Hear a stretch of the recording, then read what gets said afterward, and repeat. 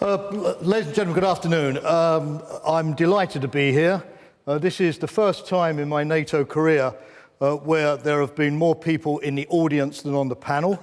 So I'm truly glad about that.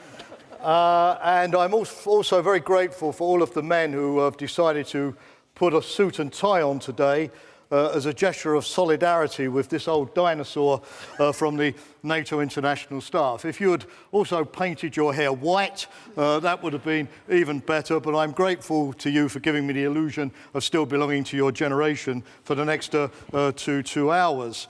A lot of people have referred to 60. What does it mean to be 60? And NATO, of course, is going to be 60 this coming Saturday, and when we all sing Happy Birthday, NATO.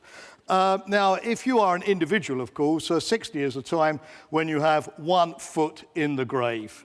Yes, it's sad, but it's true. Life is only going to go in one direction, towards 2 feet in the grave. It's a time when you lose your powers. It's a time when you limit your activities. It's a time when you don't take the dog for a walk, the dog takes you for a walk.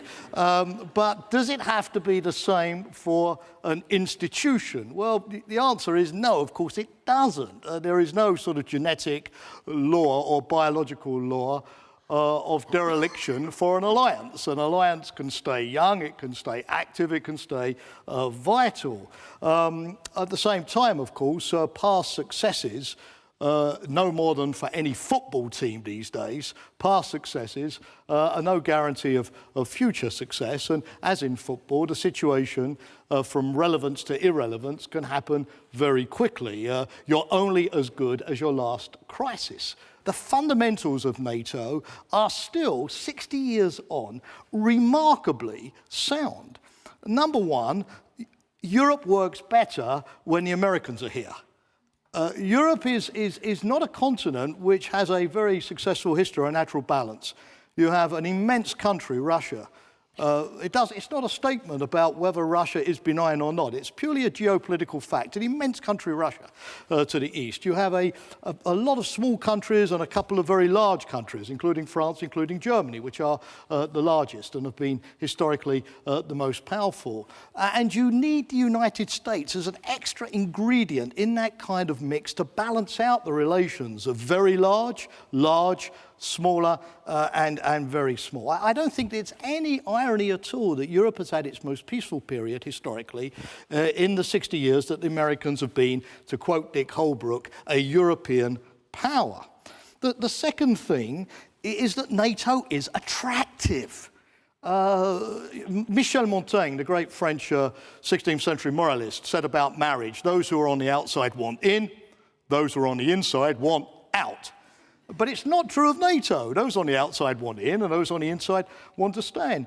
I was struck by the debate in France just a couple of weeks ago on whether President Sarkozy should reintegrate into NATO or not. You know, was this a plus or a minus? Was this kowtowing to the Americans? But I think that what President Sarkozy recognized very well, that NATO is not an organization whereby the Americans dominate Europe. NATO is an organization whereby the Europeans have some control over what the United States does.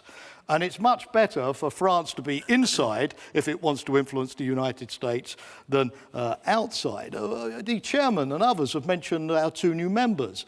Other countries are going to join, but even countries that don't want to join NATO want to get closer to NATO. We are attractive. Just spend a week at NATO headquarters and see. Colombia wants to go to Afghanistan with NATO. Switzerland sent troops on a NATO mission before it joined the United Nations. Countries in the Gulf even want to host some of our facilities for Afghanistan. The alliance is seen as a viable partner by a larger and larger group of countries in the world. And then let's face it, Europe and America, we're like an old married couple. We find it very easy to argue, but we love to love each other. And like that old married couple, when we make up and we reconcile, we feel an immense sigh of relief. Thank God we're back together again. And I certainly think that is largely the explanation for the European fascination with the Obama phenomenon. We'll try that firsthand tomorrow and see if it works on us as well. And with the American electoral process. The human race is not a naturally peaceful race. Sorry, but it's not. Neither is civilization the natural product of human activity. It has to be worked for, it has to be preserved. What NATO does, and you don't necessarily have to like this, but it's a fact, what we do is that we use military capabilities to solve political, humanitarian, and other security issues. I don't mean that in an aggressive way, but it's a fact of life that NATO is not a civilian agency. We're not an NGO. What we have are multilateral military capabilities. Now, during the Cold War, our military capabilities worked brilliantly because we never had to use them. And anything that never has to be used, per se, works brilliantly. And then we saw in the Balkans, albeit sometimes controversially, in the 1990s, that the use of NATO's capabilities on behalf of the international community, the United Nations, did help to solve the problems. Not necessarily the long-term problems, but at least we stopped the wars, which allowed the diplomats to build the peace. But we're seeing today in Afghanistan, if we're perfectly open and honest with ourselves, that a hell of a lot of force doesn't achieve quite the same instantaneous overnight success. It's more costly, it's more difficult, it's more long-term, it can become very controversial with our public opinion, say, hey, we're spending billions on these defense budgets. What are you producing for all of it? You know, why more and more troops? When is it going to end? And we need to look very carefully in the 21st century in the alliance, given that what we do best is the use of employment of military capabilities, that, you know, are we doing the best job with what we do best?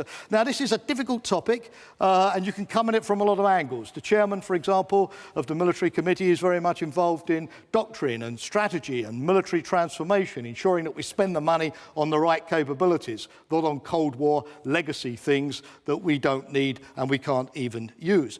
Another side that you're going to hear a lot about in the next couple of days, ladies and gentlemen, is the comprehensive approach. The idea, well, the military is fine, but only if it plugs in, to the civilian reconstruction side, so that development and security go together and reinforce each other. Others will argue, well, at the end of the day, you get what you spend, and we're not spending enough. And although, as the chairman pointed out, in a financial crisis, this is not a very popular message, the fact is there is no security on the cheap. We tried to do Afghanistan on the cheap for a few years. It didn't work. Now, as you can see, we're now trying to do it with the right methods and the right resources, and hopefully it will work better. So NATO has to think about this, because if what we do best, the use of military power, becomes something that we stop doing well, NATO's stock in the international community will decline. Finally, or almost finally, do we do just operations? I mean, you know, the NATO today could be paraphrased by Descartes, who used to say, I think, therefore I am. Now it's somewhat like I intervene, therefore I am. In other words, where you see NATO today on your television screens, apart from the viral clips, is in Afghanistan, in the Balkans, doing military things on the ground. This, of course, is going to be one of NATO's missions. The question is, ladies and gentlemen, in the 21st century, should that be all we do? Should we just exist when we intervene, when we have an operation? But should NATO not also get itself involved in many of the other aspects of security? The Nuclear Non-Proliferation Treaty, arms control issues, human security issues, whatever, that are also on the agenda. Because security is not about dealing with crises. It's also about setting the norms, the principles, the rules of behavior of the international community, which will govern the relations between states in the 21st century. So, ladies and gentlemen, as we go towards the future, and you'll hear at this summit about a new strategic concept for NATO, well, I think that there are serious challenges that we face. We must not be like T.S. Eliot, my favourite poet, who once famously said, we had the experience, but we missed the meaning. Thank you.